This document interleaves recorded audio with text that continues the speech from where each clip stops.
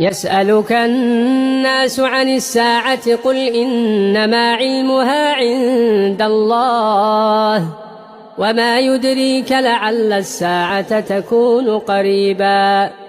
إن الله لعن الكافرين وأعد لهم سعيرا خالدين فيها أبدا لا يجدون وليا ولا نصيرا يوم تقلب وجوههم في النار يقولون يا ليتنا أطعنا الله وأطعنا الرسولا وقالوا ربنا إنا أطعنا سادتنا وكبراءنا فأضلونا السبيلا ربنا آتهم ضعفين من العذاب والعنهم لعنا